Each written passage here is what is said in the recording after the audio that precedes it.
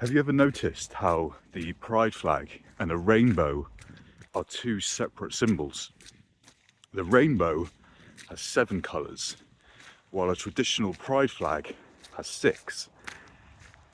And then the colour that's missing in the pride flag is light blue. If you look at the chakra system, the New Age chakra system from the East, you'll notice that each of the 7 colours in the chakra system correspond to a different body part. And light blue corresponds to the voice.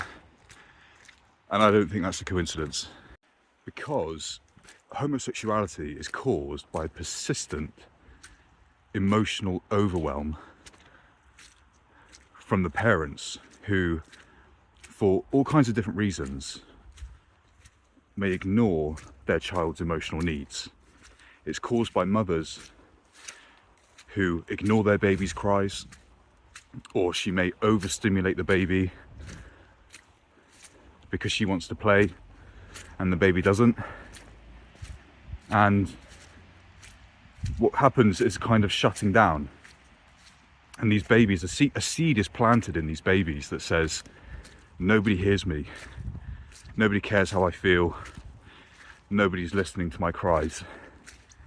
And so he gives up on himself. And this causes all kinds of developmental problems, including identification with the father, and therefore other boys at school, etc. And this leads to homosexuality.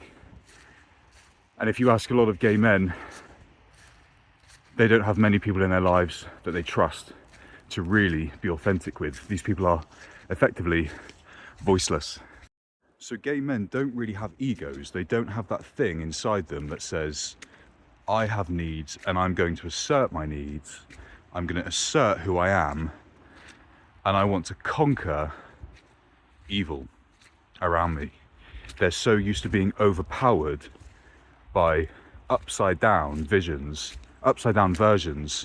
of love and relationship that they feel completely they're cut off from their own masculine vitality. And these people, they'll frequently oscillate between passive aggressive and aggressive behaviours. And I think typically what we see is lesbians who are a little bit more on the aggressive side, and gay men are typically on the more passive aggressive side. So I do find it quite timely how in the past few decades, when we have all this evil, wickedness coming into our nation, abortion, assisted suicide, and our nation's being pumped with people who worship false gods, and we have this symbol, we're waving around this flag that symbolises voicelessness, because if you talk about it, you're shamed and you're cast out. I was openly gay for 12 years, and for the past 7 years I've been in recovery, and I really had to learn a lot about speaking up.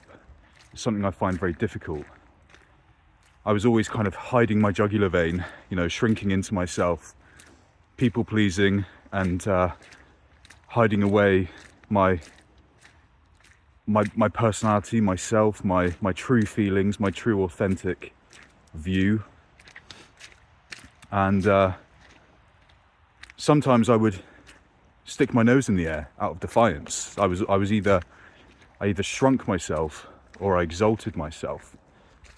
And I don't think it's any coincidence either that in the chakra system, red sits at the bottom. And red is the colour that represents the material, our material needs.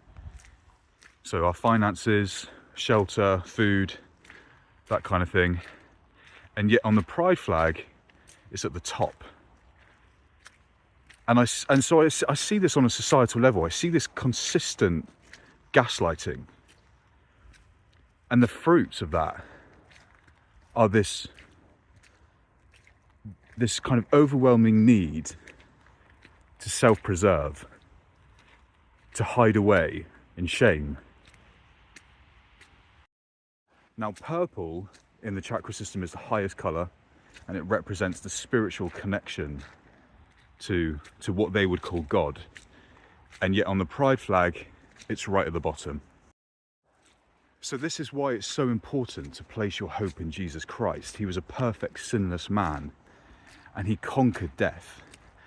You know, so we don't need to fear humiliation. We don't need to fear being cast out and dying outside the city walls, because death has already been defeated. Now, sin entered the world because Adam failed to speak up. So let's not be Adam, let's be Jesus.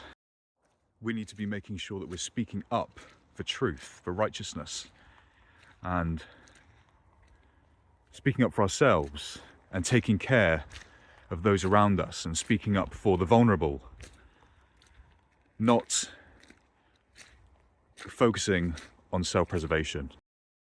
So the pride flag is not a happy clappy symbol of joy and liberation. It's a symbol of enslavement. It's a mockery of the voiceless.